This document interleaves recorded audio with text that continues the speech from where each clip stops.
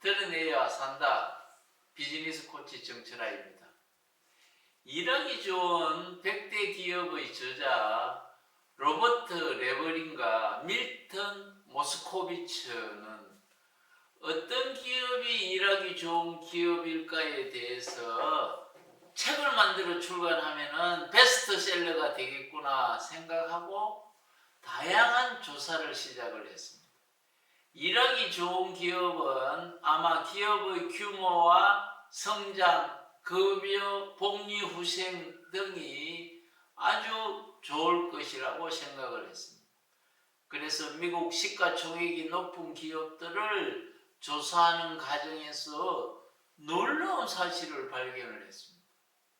직원들이 훌륭한 회사라고 평가한 회사들 중에는 급여나 복리후생이 좋지 않고 규모가 크지 않더라도 행복도가 높다는 것을 확인하게 된 것이지요.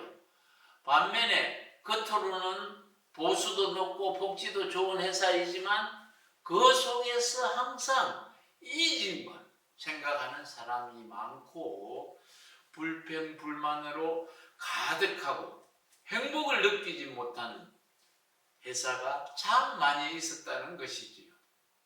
조직원들이 하나같이 자신의 직장이 훌륭한 일들하고 자신 있게 말하는 기업들의 공통점을 발견했습니다. 그 공통점이 무엇일까요? 조직 내에 두터운 신뢰가 쌓여있는 회사라는 것을 새롭게 발견한 것입니다. 즉 아무리 좋은 복지나 급여를 제공하더라도 조직 내에 상하 간, 동료 간, 고객 간 신뢰관계가 정착되지 않으면 봉급의 크기가 크게 관계없다는 사실에 주목한 것입니다. 포춘지는 매년 10년 후 커버 스토리의 매출액 순위가 아니라 신뢰 경영의 요소인 트러스트, 프라이드, 펀을 조사하여서 일하기 좋은 100대 기업을 선정하여 발표하고 있습니다. 상하 간의 낮은 신뢰는 권한 위임을 어렵게 할 것이고 또 믿지 못함으로 일일이 체크하고 관리하고 지시함으로 일하는 것 자체가 수동적이 돼서 우리가 행복의 3요소 중에 자율이라는 요소가 없어지는 것이지요.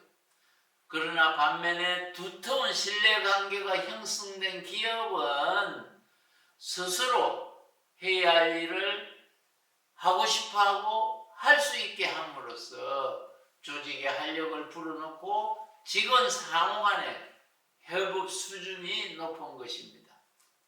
그리고 정보의 공유와 성과를 창출하는 선순환 사이클이 높은 성과를 창출하게 하는 것이라는 것을 확인했습니다. 그러면 신뢰 수준을 높이기 위한 방법론은 무엇일까요? 나도 알고 남도 아는 이 오픈 영역의 영토를 끊임없이 확장해 나가야 하는 것입니다. 의심은 언제 생길까요? 보이지 않고 내가 알지 못할 때 의심하게 되는 것입니다. 우리 마음에도 창문이 있다는 말 들어보셨나요? 내성적인 사람은 표현을 잘하지 않기 때문에 너는 왜 마음 문을 닫고 사느냐라는 말을 많이 듣게 되지요. 조셉 러프트라는 사람과 해리 잉햄이라는 두 심리학자가 사람의 마음이 4가지 창문이 있다고 했습니다. 첫 번째 창문은 무엇인가 하면 나도 알고 너도 아는 공개된 영역, 즉 오픈 에리아입니다. 나도 남도 볼 수 있는 열려 있기에 서로가 잘 아는 영역이지요.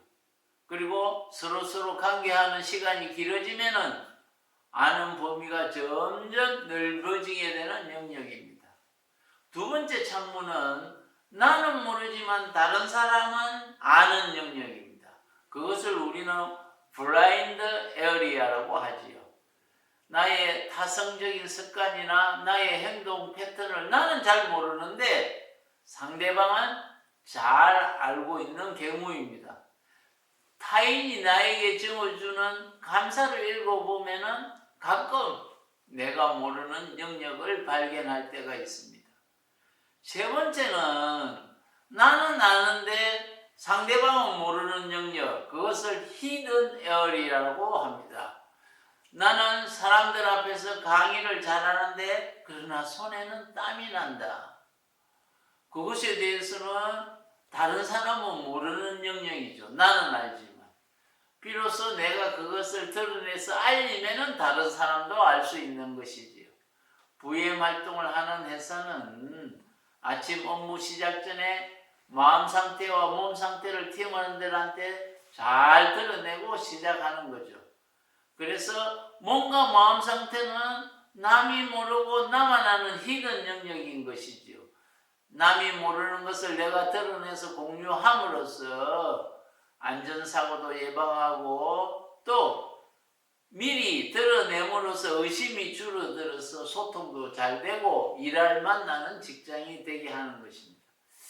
네 번째 영역은 뭐냐면 나도 모르고 상대도 모르는 미지의 영역, 모르는 영역입니다.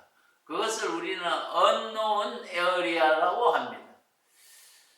조직에서는 대표도 모르고 직원도 모르는 영역은 어떻게 하면은 그것을 열린 공간으로 만들 수 있을까요? 미래에 나아가야 할 방향을 직원들과 함께 만들어서 미지의 세계를 하나하나 열어가는 것입니다. 회사의 미션, 핵심 가치, 비전, 행동 방향을 함께 만들고 또 그 가치관을 내줘야 하면 함께 나가야 할 방향의 조준선 정렬이 되는 것입니다.